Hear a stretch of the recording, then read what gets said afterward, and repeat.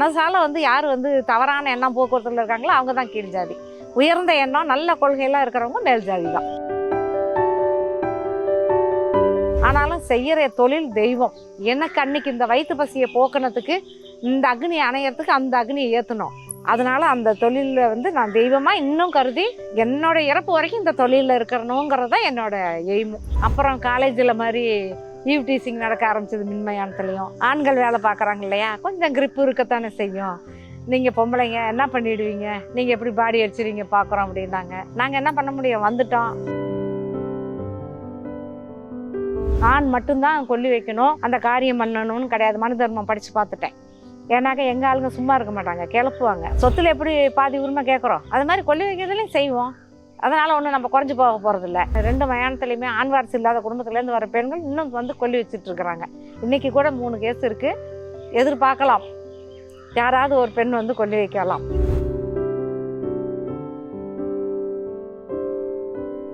இந்த மின்மயானத்தில் இப்போ வரக்கூடிய சவங்களில் குழந்தைங்களோட தான் இருக்கும். ஸோ அதெல்லாம் பார்க்குறப்ப உங்களோட மனநிலை எப்படி இருக்கும்? 16 வயசு 14 வயசு குழந்தைங்கன்னா தனிப்பட்ட முறையில் உள்ள பெட்டில் வைக்க முடியுங்க. ஒரு 6 மாதம் 1 வருஷம் அந்த மாதிரிலாம் இருந்ததுன்னா மேக்ஸிமம் அது மாதிரி எரிக்கை கொண்டு வர மாட்டாங்க, புதைச்சிடுவாங்க. விபத்து நடக்குது அப்படிங்கும்போது அவங்க எரிக்கை தான் கொண்டு வருவாங்க. இப்போ ஒரு வருஷத்துக்கு முன்னாடி ராமேஸ்வரம் போய் திதி கொடுத்துட்டு ஒரு ஃபேமிலி வந்தது. அந்த லேடியும் அந்த கை குழந்தையும், அந்த அதிகபட்சம் ஒரு வயசு இருக்கும், பால் குடிக்கிற குழந்தை. அது ஆக்சிடென்ட்டில் அப்படியே தூக்கி அடிச்சு அந்த குழந்தைக்கு மூளையெல்லாம் வெளியில் வந்துடுச்சு. அந்த லேடியும் டெத் ஆகிட்டாங்க. அதை போஸ்ட்மார்ட்டம் பண்ணி கொண்டு வந்தாங்க. தாயும் பொண்ணும் பிரிக்காமல் தான் செய்யணுன்னாங்க. நாமக்கல்ல ஒரு சம்பவம் நடந்தது. அதே மாதிரி தான் தீபாவளி அப்போ நடந்தப்போ எப்படி 4 பேர், அம்மா அப்பா பையன் பொண்ணு 4 பேருமே டெத் ஆனாங்க. அது அவங்களும் அதே மாதிரி தான் சொன்னாங்க, பிரிக்காமல் தான் செய்யணும்னு சொன்னாங்கன்னு. கட்டுக்கம்பி போட்டு அப்பாவும் பொண்ணும் அம்மாவும் பையனையும் கட்டி வச்சு இது பண்ணோம். அதே மாதிரி இங்கே பொண்ணையும் அம்மாவையுமே கட்டி உள்ளே அனுப்பி முதல்ல அந்த குழந்தைக்கு மட்டும் பர்னர் செலுத்தி அஸ்தியை தனியாக எடுத்துட்டு அப்புறம் அம்மாவுக்கு பர்னர் பண்ணி அதை தனியாக எடுத்தோம். அவங்க நினைவா நாங்கள் இங்கே 2 பச்சை மரம் நட்டுருக்கோம். ஆமாம், நட்டு வளர்த்துட்ருக்கோம். அதுவும் நல்லா வளர்ந்துட்டு இருக்குது. அம்மாவும் பொண்ணையும் நினைப்பா நாங்கள் நட்டு வளர்த்துட்டு இருக்கிறோம். பூவரச மரம் தான், நல்லா நிழல் தரக்கூடிய மரம். அவங்க ஞாபகம் இந்த பக்கம் போகும்போதெல்லாம் எனக்கு அந்த அம்மா பொண்ணு ஞாபகம் வரும், அந்த குழந்தையோட முகம் ஞாபகம் வரும்.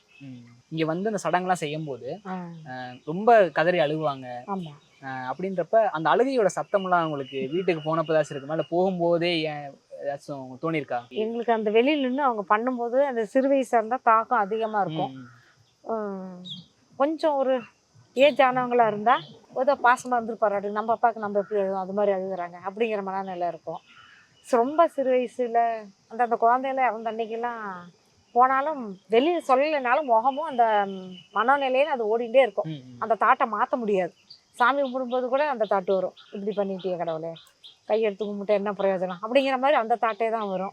அப்புறம் அவ்வளோதான் அவங்களுக்கு விதி, அதை நம்ம ஒன்றும் பண்ண முடியாது அப்படின்னு சமாதானமும் ஆயிக்கும். இப்போ ஏதாச்சும் ஊரில் ஒரு பொதுவான ஒரு கருத்தெல்லாம் இருக்கும், அந்த மாதிரி ஏதாவது நாய் கடிச்சிச்சுன்னா அந்த பொணவாடையை போய் புடி அப்படின்லாம் சொல்லுவாங்க. நாய் கடிச்சிச்சுன்னா இளவு கூட போகக்கூடாது. அப்படியா? கொந்தும். கோழிக்கறி சாப்பிடக்கூடாது, நாய் வாழை இலையில சாப்பிடக்கூடாது, அதெல்லாம் இருக்கு இன்னமும். இந்த பொணவாடை பிடிக்கிறதுக்குன்னு சொல்லி சொல்லுவாங்க. பொணவாடை பட்டா ஆயுள் நீடிக்கும். ஆயுள் நீடிக்கும், பேய் பிசாசு பிடிக்காது. அது ஒரு நம்பிக்கை. அது எதனால அப்படின்றது வெட்டியான்லாம் பாருங்களேன், ஒரு 90-95 வயசு கூட கிழவனா கூட இருப்பாங்க. அந்த ஆத்மாவோட இது அவங்களுக்கு செய்யணும், இன்னும் செய்யணும் அப்படின்னு உத்வேகப்படும். ஆரம்பத்தில் வரப்ப அந்த வாடை உங்களுக்கு ஒரு சங்கடமா தான் இருந்தது. ஏன்னா முட்டை வாசனை கூட பழகாம இவ்வளோ ஒரு உடம்பே இது பண்ணும்போது ஒரு மாதிரி ஒரு வாரம் பக்கம் சாப்பிட கூட தோணாது, சாப்பிட முடியல, வாமிட்டு வரும். அப்புறம் பழகி போச்சு. கொரோனாவோடு வாழுவோங்கிற மாதிரி எங்களுக்கு அது பழகிடுச்சு. இது ஆரம்பத்தில் ஈசா கண்ட்ரோல்ல இருந்துச்சுன்னு சொன்னாங்க. ஆமா, அப்போ சத்குரு இருக்காருல்ல, ஸோ அவர்லாம் உங்களோட செயலை பற்றி பாராட்டியிருக்காரு. அவர் லேடியா இருந்தாலும் முன்னாடியே நான் நாமக்கல் இதில் இருக்கும்போதே அவர் காட்டு பூன்னு அவர் புக்கில் என்னை பற்றி போட்டிருக்காரு. அதுக்கப்புறம் மறுபடியும் இந்த இதில் நான் வரேன்னு தெரிஞ்சதுன்னா ரொம்ப இது பண்ணி அவங்களுக்கு கீழே எங்களுக்கு வழி நடத்த இங்கே வர்றவங்கக்கிட்ட ரொம்ப சந்தோஷம், லேடியாக இருந்தாலும் பண்ணட்டும் அப்படின்னு சொல்லிட்டு இப்போ சமீபத்தில் தஞ்சாவூரில் ஒன்று ஓப்பன் பண்ணியிருக்காங்க. அங்கே கூட என்னை கூப்பிட்டாங்க. எனக்கு அவ்வளோ தொலைவு போய் இருக்கிறது சிரமங்கிறதுனால போகல, இல்லைன்னா எனக்கு அதுலேயும் ஈடுபாடு அதிகம். அப்புறம் அவங்க அந்த இதெல்லாம் யோகாலாம் கற்றுக் கொடுக்குறதுல இங்கே நாமக்கல் சென்டர்லேயே முதல்ல ஒரு யோகா இங்கே முடிச்சுட்டு பிஎஸ்பின்னு ஒன்று பண்ண அங்கே போனோம். அங்கே போனப்போ எல்லா இது முடிச்சுட்டு கடைசி நாள் கிளம்பும்போது சத்குருவை நேரில் பார்த்து பேசுகிற பாக்கியம் எனக்கு கிடச்சிது. அவர் எங்கள் அப்பாவை பார்த்தா எனக்கு சத்குரு ஞாபகம் வரும். ஏன்னா தாடி இதெல்லாம் ஃபேஸ் கட்டு ரெண்டுமே அப்பா மாதிரியே இருக்கு அவரை. அவரும் என்னையே பார்த்துட்டு இருந்தார், நானும் அவரையே பார்த்துட்டு இருந்தேன். அப்போ அந்த கடைசியாக ஒரு இது முடிக்கும்போது மாலை கொடுக்க சொல்லுவாங்க. யாரை குருவா நீங்கள் மானசீகமாக நினைக்கிறீங்களோ அவங்க கையில் இதை முதல்ல கொடுங்கன்னு சொல்லும்போது அவர் கொண்டு வந்து என் கையில் கொடுத்தாரு. அது எனக்கு ஒரு பெரும் பாக்கியம். பேசினார் ஏதாச்சும்? பேசினார். நீங்கள் லேடியாக இருந்தாலும் நல்லா பண்ணுறீங்கம்மா அப்படின்னு அவர் அந்த கன்னடத்தில் பேசினார். சவத்தை கொண்டு வந்து வைக்கிறப்ப அவங்க உடம்புல ஏதாச்சும் ஒரு அணிகலன்கள் இருக்கும். ஸோ அதை வந்து எடுக்கிறப்ப நிறைய சிரமங்கள்லாம் இருக்கும். அதுக்கு நீங்கள் ஏதாச்சும் ஹெல்ப் பண்ணக்கூடியதாச்சும்? எங்களால் முடிஞ்சதுன்னா எப்பவுமே இறந்தவங்களுக்கு எடுக்கும்போது நம்ம போடுற மாதிரி போட்டோம்னா டைட்டாக இருக்கும். ரிவர்ஸில் கழட்டினோம்னா ஈஸியாக வரும். ரொம்ப பழைய ஒரு 90-95 வயசு பாட்டி இதெல்லாம் கழட்டவே முடியாது. அப்படிங்கும்போது அவங்களுக்கு தங்கங்கிறதுனால விடமாட்டாங்க. போதையில் இருக்கிறவங்க என்ன பண்ணுவாங்க, கத்திரிக்காய் வச்சு கட் பண்ணி நகையை எடுத்துட்டு போறதும் உண்டு. ஆமா, கட் பண்ணிடுவாங்க. என்னடா இது வெளியே அழுதுகிட்டு இருந்தீங்க? அப்படிதான் நினைப்போம். தங்கம்ன உடனே இழுத்துக்கிட்டு இருந்தா கூட கழுத்தை அமுக்கிட்டு கூட எடுத்துட்டு போயிடுவாங்களாட்டிருக்கு.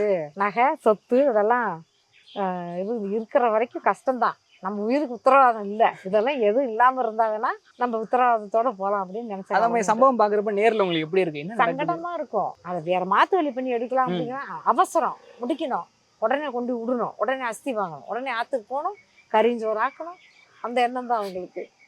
இங்க இருந்து வேலை முடிச்சு போறீங்களே, வேலை முடிச்சு போகிறப்ப உங்களுக்கு என்ன மனநிலை இருக்கும்? இன்னைக்கு இத்தனை பேத்துக்கு இது பண்ணியிருப்போம், கடவுளை நினைக்கிறது அதுதான். நல்லபடியாக நம்ம கைகால் நல்லபடியாக இருக்கும்போது யாரும் வந்து நான் இதை செஞ்சேன் அதை செஞ்சேன்னு சொல்லக்கூடாது. பிள்ளைகளாகட்டும் மருமகளாகட்டும் யாருக்கிட்டையும் போய் நம்ம எனக்கு முடியல எனக்கு சாப்பாடு போடுன்னு கேட்கக்கூடாது. நம்ம சமைக்கணும், நம்ம சாப்பிடணும், நம்ம துவைக்கணும், நம்ம கட்டிக்கணும். அப்படியே பேசின நேரம் கூட இல்லாமல் நாளைக்கு ஐயோ அந்த மாதிரியா அப்படியா போய் பார்த்தோம் அந்த அம்மா அடடா அப்படிங்கிற மாதிரி இறப்பு வரணும். அதுதான் நான் நினைப்பேன். அவங்க தினமும் யாருக்கும் சிரமம் கொடுக்கக்கூடாது. ஆமாம். அப்புறம் இறந்தவங்களுக்கு அங்கே இதெல்லாம் முடிச்சுட்டு காலத்தொட்டு கும்பிடும்போது உங்கள் புண்ணியத்தில் ஒரு குண்டுமணி அளவு எனக்கு கொடுங்க, அடுத்த பிறவி வேண்டாம்.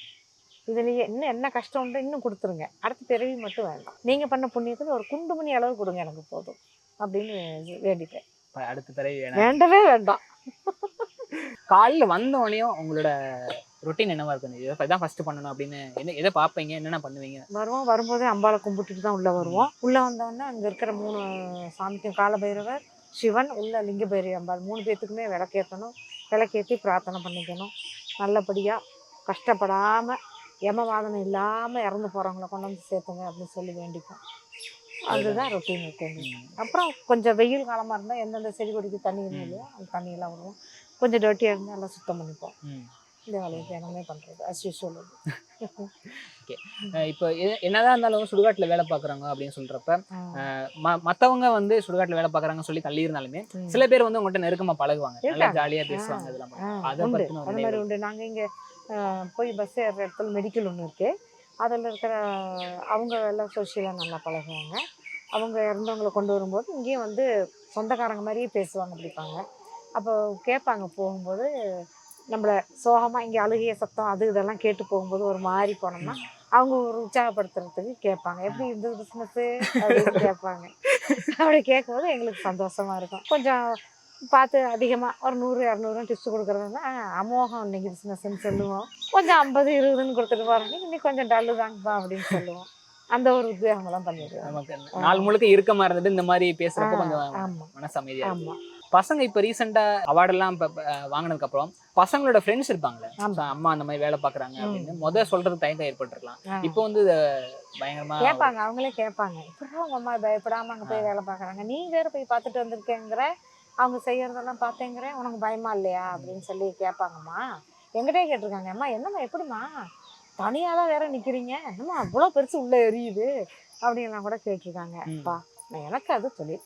பொதுவா இப்ப இருக்கக்கூடிய பெண்கள் வந்து பெண்களா இருக்கட்டும் சரி, மக்களா இருக்கட்டும் சரி, எந்த ஒரு வேலையுமே வந்து ரொம்ப கீழ்த்தனமா பார்க்காம இருக்கிறதுக்கு நீங்க சொல்றதா இருந்தா என்ன சொல்லுவீங்க? படிப்பு அவசியம். பெண்கள்னா முதல் கண்ணு படிப்பு, 2வது கண்ணு வேலை. இது 2 இருந்ததுன்னா சமூகத்துல நம்ம யாரையும் எதிர்பார்க்க வேண்டாம். நம்ம காலை ஊனி நம்ம கையில நின்று நம்ம குடும்பத்தை நம்ம அதிகபட்சம் நம்ம குடும்பத்தை நம்ம மெயின்டைன் பண்ணுற அளவுக்கு நமக்கு கிடைச்சதுனாவே அதே ஒரு வரப்பிரசாதம் தான் அந்த காலகட்டத்தில். ஆண்களை எதிர்பார்க்காம இருக்கணுங்கிறது என்னுடைய. ஸோ இவ்வளோ நேரத்தை ஒதுக்கி எங்களுக்காக இன்டர்வியூ கொடுத்ததுக்கும் அதோட உங்களோட பணிகள் வந்து சிறக்க எங்களோட வாழ்த்துக்கள். ரொம்ப நன்றிங்க. நன்றி.